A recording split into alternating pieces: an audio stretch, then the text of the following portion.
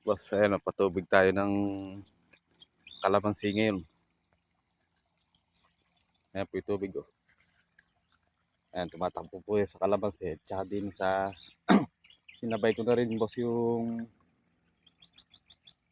taniman ng papaya sa tubig. Para sa patubigan na lang. Yun naman po nasa harap. Yun naman po ang dadamuhan ko ngayon ng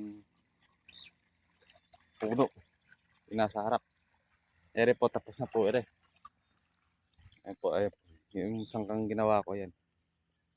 Hanggang doon po isang kanayan, boss. Kami dulo. Nasabay ko po siya sa tubig.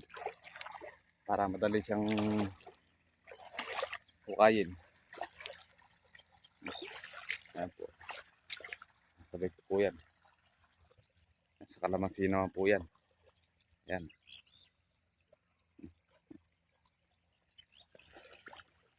Lahat po yan, boss.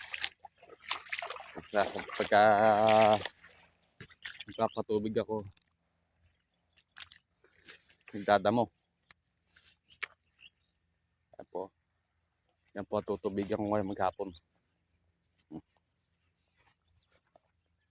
Pakikita ko po sa inyo yung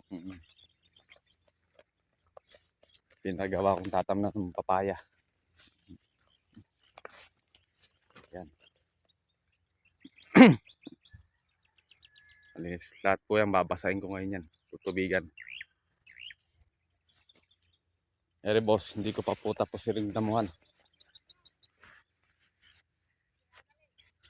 Ere boss, yung bubunot ako ng damo mamayang hapon.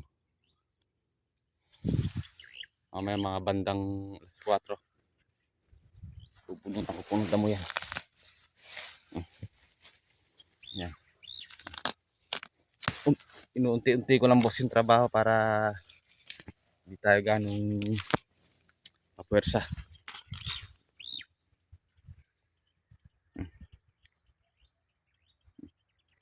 Ayun o.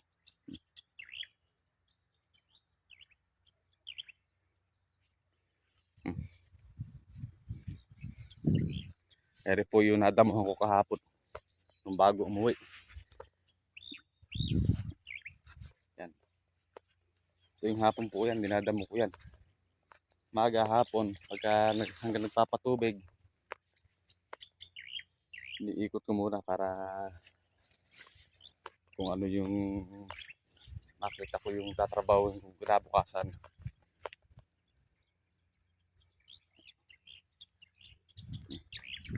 Alinis yan boss. Konti lang po idadamahan ko dyan. Ayan, talab na rin yung pataba nila. Talab na rin.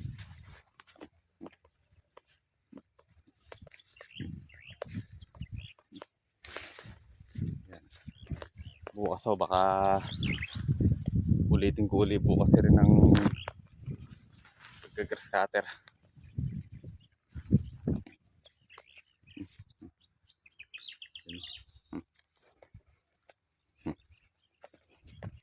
Ayan, malinis yan boss.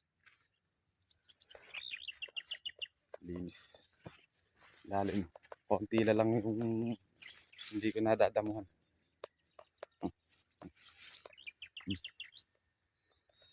Ayan o.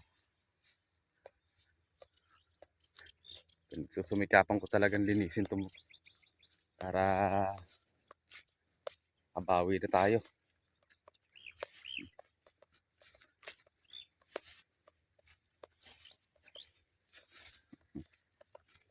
Ayan po.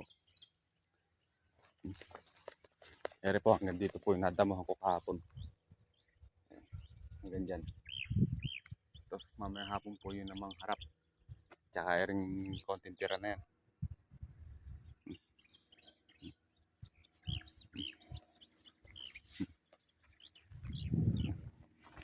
Malinis yan boss.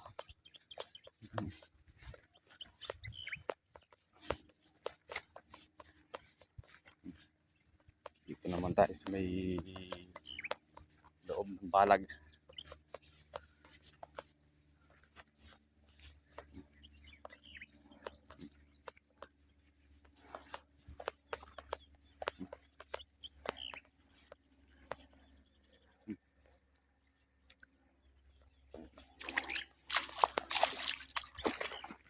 Sisip natin yung mga halaman natin.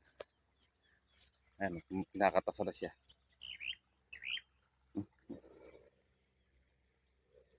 Ere boss, ipapahinga ko muna ako sa spray.